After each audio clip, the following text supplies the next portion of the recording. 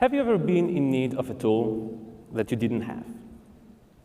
Imagine that you have this screw that you need to unscrew, but you don't have the right screwdriver to do that. So what do? You go to the nearest hardware store. You look at the various screwdrivers they have. Bigger, smaller, different screw heads. You pick the one that will match your screw, you bring it home, you unscrew, you're good. Some time passes. You want to find a table that will match the space between your sofa and the wall. But you don't have a measuring tape, and you need one. So what do?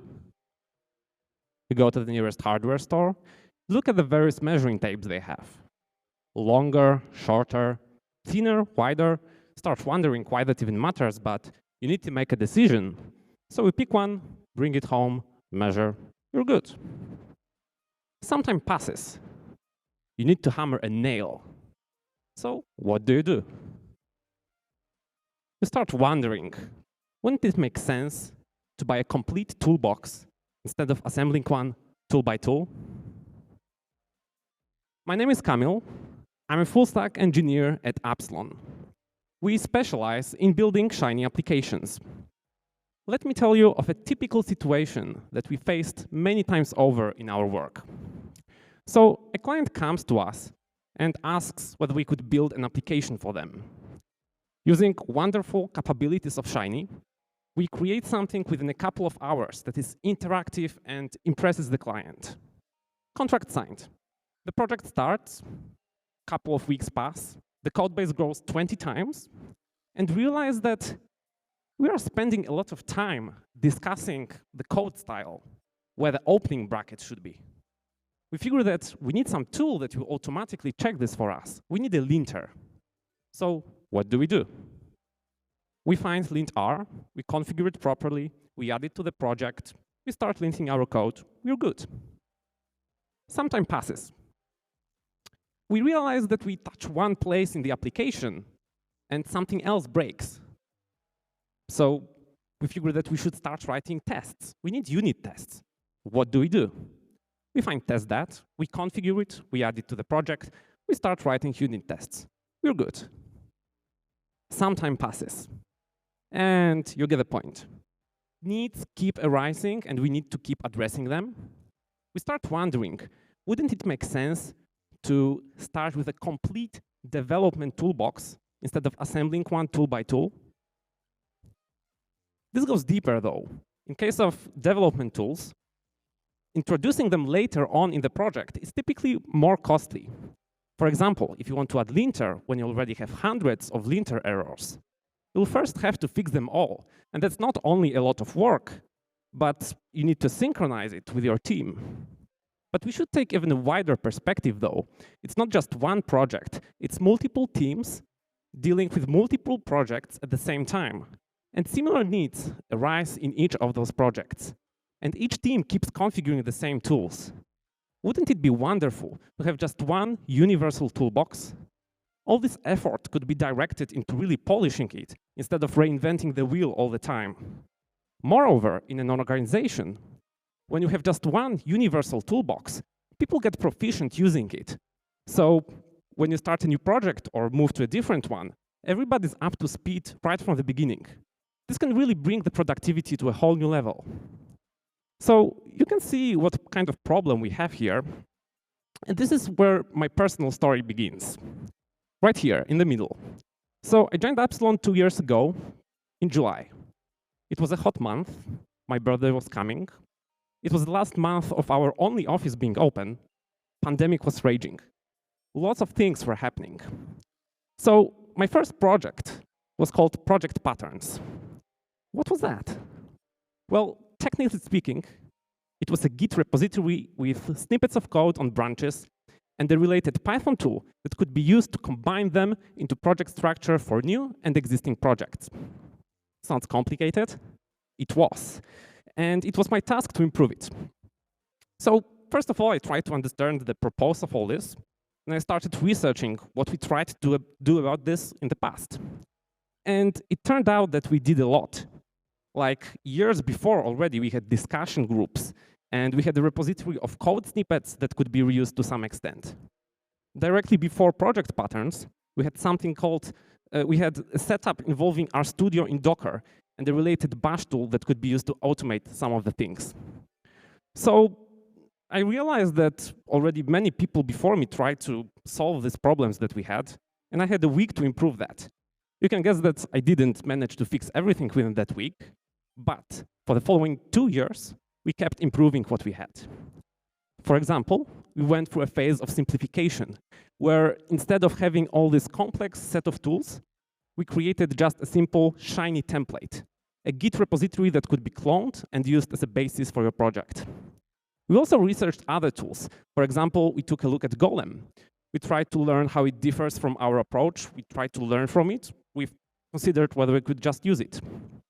So for 2 years, we kept addressing needs as they were arising, resolving issues as they were surfacing. And finally, in year 2022, we started feeling that we have something that we want to share with the world. And thus, Rhino was born. No, not this Rhino. Rhino, the free and open source R package, which we announced in May this year during Appsilon Shiny conference. So it's an R package, means it has functions. For example, this Rhino init function. It creates a new Rhino project for you. So what do you get inside? Perhaps the most obvious part is the full project structure of files and directories. So we have places for configuration, source files, dependencies, tests, everything is covered from the beginning. So let's take a deeper look at some of those. Any project will need other R packages to do its job. And it's very important to be explicit about what these other packages are and what versions you need. If you are not explicit about that, you might find that when you try to launch your project after a couple of months, it doesn't work. Why? Who knows? Maybe some package got updated and it broke. If you have an explicit list of dependencies, the chances that it will just work are much higher. And we have our end package to deal with this. For a similar issue, but related to the R sources themselves, we have the box package. This one allows you to use Python-style imports at the top of each file, so that for each file, it is immediately obvious what packages, functions, and other files it needs. So, moving on to the quality of R code. We have 3 packages which deal with that. For writing tests, we have test.dat package. Then we have lint-r, which can be used to automatically test the style of your code and also detect some errors that you might have. And we have the styler package, which is able to fix many of those problems automatically. All these tools can be run using Rhino functions out of the box. You don't need to configure anything. You just do, for example, Rhino lint-r, and you get your code linted. So in enterprise settings, typically, you will have some needs that will be quite common. For example, one of them is logging. It is very important to output good log messages from your application. If it breaks, for example, in production, this kind of log messages can really help you to find what the issue is. And we have the logger package which deals with that. Then, you typically will have more than one environment. You will have the local one when you develop the application.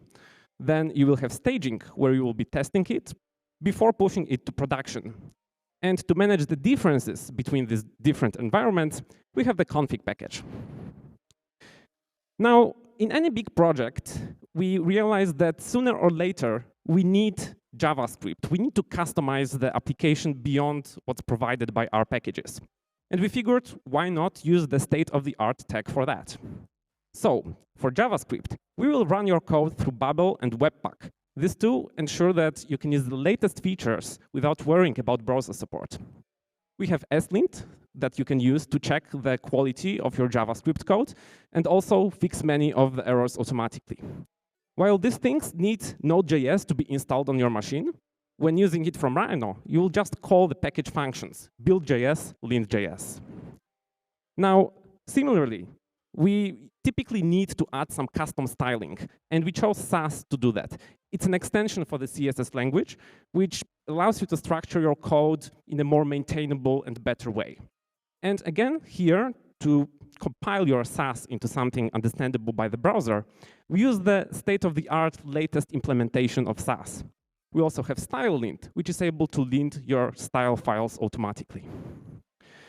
Now, what else do you need in a big project? Well, certainly more testing. And as we already are using Node.js, we are using also Cypress for end-to-end testing of your application. This framework allows you to launch your whole application, interact with it, like press buttons, type text, and then verify if it behaved as expected. For example, that some text appeared or window got opened. So again, this can be used simply by running a function of the package called test end-to-end. And finally, as a cherry on top, automation. All these tools are useless if you are not actually running them. And if it's not happening automatically, sooner or later, you'll probably forget about it. So if you use GitHub, Rhino comes with a working out-of-the-box setup for GitHub Actions. This will run all the linters, unit tests, end-to-end tests for you automatically once you initialize your project. All right, so to summarize, what is Rhino? Well, certainly you can think of it as this complete development toolbox with all those things that I've just listed and mentioned. But it's more than that. We call it a framework. And if you know other frameworks, Go for Python or Ruby on Rails, we took a slightly different angle here. While you do get the project structure, packages to use, and like basic structure for your application, we also have all these tools around it for ensuring the quality of your code. So you can think of Rhino as a framework, but for the whole development process. Then Rhino is certainly the Appsilon way to do things. It is an opinionated framework based on years of experience that we have in building Shiny applications. It is not the only way to do things, but it is the way that we believe in and that we recommend. And finally, Rhino is great for enterprise. While you can certainly use it in your next proof of concept project that you will show to nobody, its benefits really start to shine in organizations when you have this one universal toolbox which everybody can use. It really can bring your productivity to a new level. So I hope this got you a bit interested in Rhino, perhaps maybe even somewhat excited. So if that's the case, all you need to do is to go to our website. It contains an extensive documentation for the package, as we believe it is an essential part of a framework like this. So thank you for listening, and I encourage you to use Rhino in your next project.